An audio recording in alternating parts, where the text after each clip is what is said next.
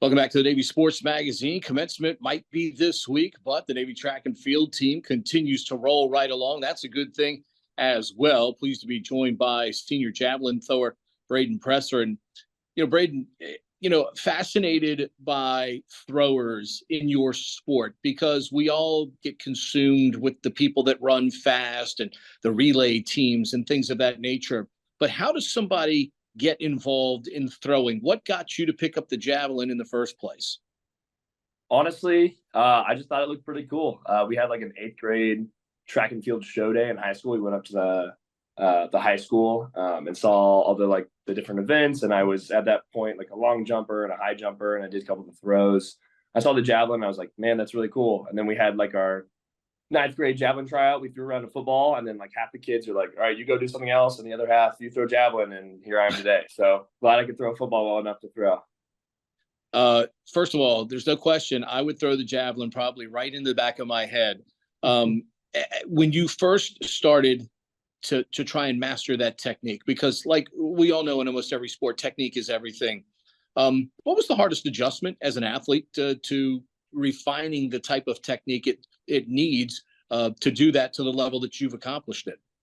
Yeah, I think the biggest adjustment for me is like in high school, I was just like a large, powerful thrower. So I wasn't ever very quick, but I had a very strong arm and was kind of the big guy. So I would get up there and just throw it. But there are in high school that works out, but in college, there's people that are a lot better than you that can do a lot more than you can. So working a lot on speed and refining those kind of motor skills and not just being just a big, powerful guy, but also being a quick guy who could be very technical, I think was the big jump for me, especially going into college.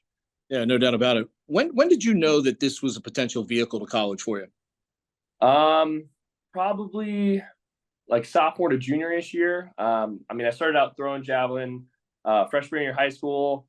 I remember the first week, like it flipped upside down, and I was like, I don't know if this is for me. Like I high jumped well in like 8th grade, so I was like, maybe I'll just be a high jumper in high school.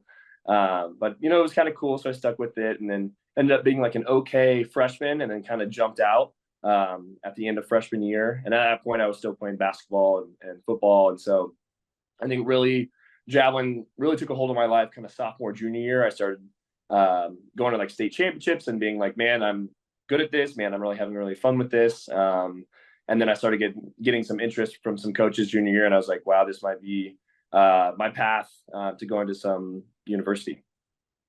The fact that, look, let's face it, I talk about it all the time. If I need somebody to fill in for me, broadcasting a football game, basketball game, whatever, there's thousands of people lined up.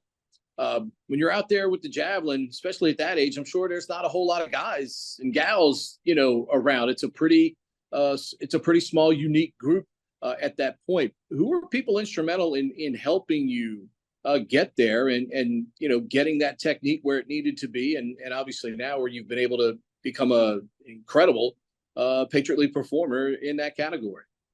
Yeah, I would love to thank obviously my coaches here at the academy, but one person who was huge in getting me where I am today was my high school coach, Ken Peak. He actually died of brain cancer not too long ago, which is pretty sad for us, our team, and our town. But he was an amazing guy, amazing track coach.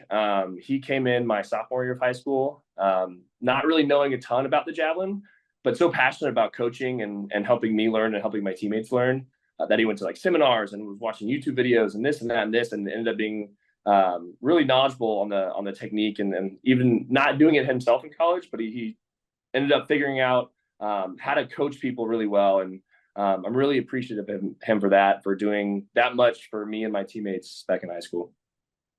How much does the success of this track and field program as a whole, I'm talking every person in it, male, female, coaches, there's just an aura and culture about this program that just seems to exude success. There seems to be a lot of, I'm going to feed off the enthusiasm of that athlete or that relay team or that thrower. Can you kind of describe what that culture is like to be a part of, where there are just so many successful athletes that obviously make up a lot of great team success for Navy track and field? Yeah, I think it all starts with our head coach, Jamie Cook. He always says, like win in everything we do. Right. Like we want to win on the track, but we also have to win in everything. And so I think he kind of just breeds that competitive mindset. We compete with each other in practice, and we want to succeed there, and we want to succeed on the track. And being a part of a team where everyone wants to win and everyone knows they can win is truly amazing. And I've been very blessed the last few years to be able to beat Army every year and win Patriots every year with a team who is highly skilled and just highly motivated to do well. You've got a lot going on right now. I mean, you're still training. You've got commencement. There's a lot happening. What's the key to handling all of this right now for you? I think just staying on target. My whole family is back in Annapolis right now. I think I've got like 30 something family members waiting for me to arrive Thursday morning after I finish throwing.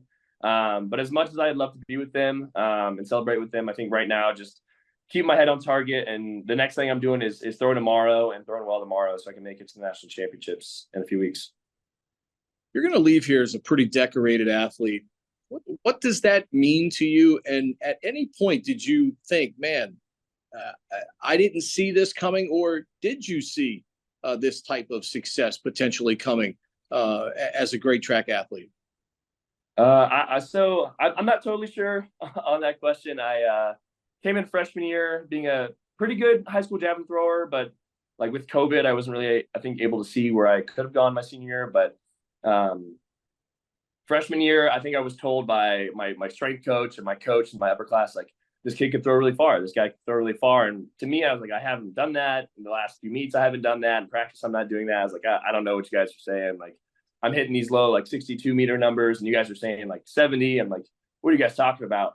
And then in my second to last meet of the year at the IC4A championships during COVID up in Springfield, Massachusetts, I threw like a huge PR throw, 70 meters. And I think at that day and maybe that weekend, I kind of realized that, hey, maybe I am kind of good at this, and not good at this at the high school level, but maybe I'm good at this now in college. And so I think throwing a big mark and then for any event like jumping high or running fast kind of just gives you that confidence to keep doing it and doing it over and over again. And so just been super blessed to have that foundation my freshman year of throwing pretty big, and then just keeping that confidence and knowing that I can do that again and again throughout sophomore, junior, and now senior year. I'll let you out on this. What's it going to mean to walk across the stage with your fellow class members? With the way this journey started, would have been easy to leave, take another path if you all wanted to. No one would have, blinked an eye. They'd have wished you well probably at that time. But the fact that your class able to, overcome some early distractions in this journey, and you're going to walk across that stage, what will it mean to walk across the stage with those folks? It's going to mean a great deal.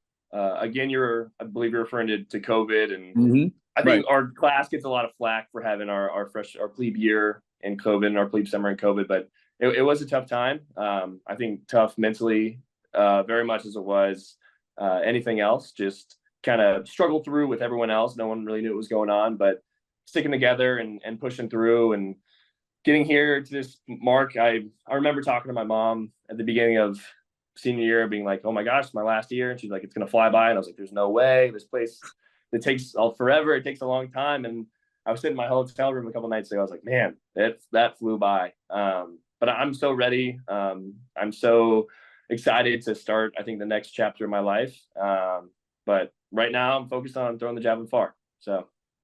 No doubt. It's here, big fella. It's here. Congratulations on what you've accomplished. Best of luck on Wednesday, and obviously continued success, and enjoy the moment on Friday when you walk across that stage. Appreciate the time today. Thank you so much.